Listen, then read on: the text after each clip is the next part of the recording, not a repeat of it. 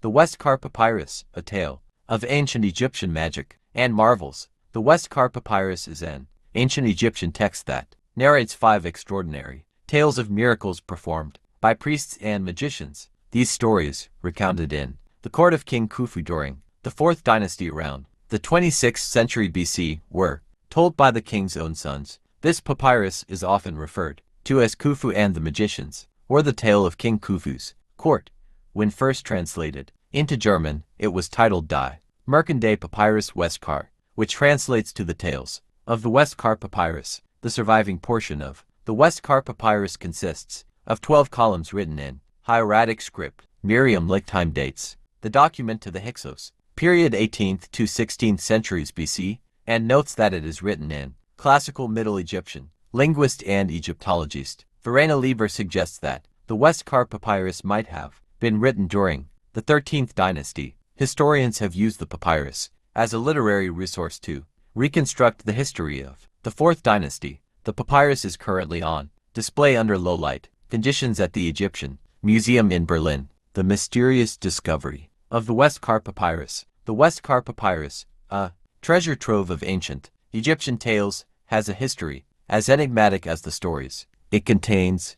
Its discovery is shrouded in mystery and controversy, adding to the allure of this ancient artifact. A fortunate find or a fortunate theft. In 1823 or 1824, the British adventurer Henry Westcar reportedly discovered the papyrus during his travels in Egypt. However, the exact circumstances surrounding his acquisition of the artifact remain undocumented. In 1838 or 1839, German Egyptologist Carl Richard Lepsius claimed to have obtained the papyrus from Westcar's niece. As Lepsius could decipher some hieroglyphs, he recognized the royal cartouche and dated the text to the Old Kingdom. The true nature of the acquisition and the subsequent whereabouts of the Westcar Papyrus have been the subject of much speculation. Lepsius claimed the document was displayed at the Bodleian Library in Oxford, but public exhibitions there are documented only from the early 1860s, and Lepsius' name does not appear in any related lists or documents. Furthermore, Lepsius never published the text of the Westcar Papyrus. Instead, he kept it in his home in Sandra, where it was found after his death. These inconsistencies have led to widespread speculation, with many British historians suggesting that Lepsius may have stolen the papyrus, a controversial acquisition and a journey to Berlin. In 1886, German Egyptologist Adolf Erman purchased the papyrus from Lepsius' son and deposited it in the Berlin Museum. As hieroglyphs were still poorly understood and untranslated, the Westcar Papyrus was displayed as a curiosity. Since Erman's first attempt at a complete translation in 1890, the Westcar Papyrus has been translated multiple times, yielding varying results. The dating of the text has also been a subject of debate. The enigmatic history of the Westcar Papyrus, from its discovery to its eventual placement in a museum, adds a layer of intrigue to this ancient artifact. Its tales of magic and wonder continue to captivate scholars and the public alike, and the mystery surrounding its discovery only enhances its allure. The delicate nature of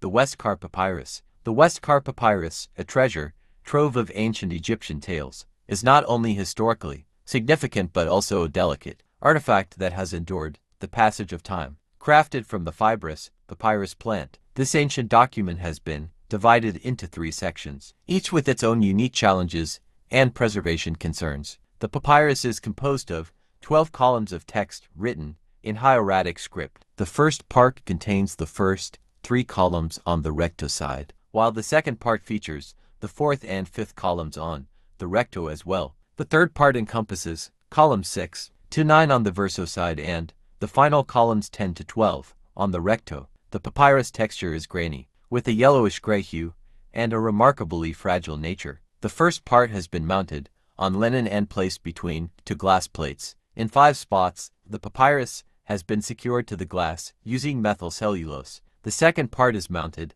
on a cardboard and wooden board and covered with a glass plate. The third part is simply placed between 2 glass plates and has been entirely adhered to them. Unfortunately, the adhesive used has lost some of its transparency, becoming a cloudy white. The edges of all 3 parts have been left free to allow for aeration. Due to 18th century paper mounting techniques, all parts of the papyrus have suffered some damage. In several places, the material has torn, distorted, and flattened. Some fibers now cover the inscription. All pieces exhibit large gaps, and the edges of the rolls are badly frayed. As a result of these gaps, many parts of the text are now missing. The text itself is written entirely in black, iron ink and black, carbon ink, and is divided into 10 paragraphs by subheadings. Between the neatly written sentences, red traces of older text appear. It seems that the Westcar Papyrus is, in fact, a palimpsest. The original Egyptian author attempted to erase the old text, but was only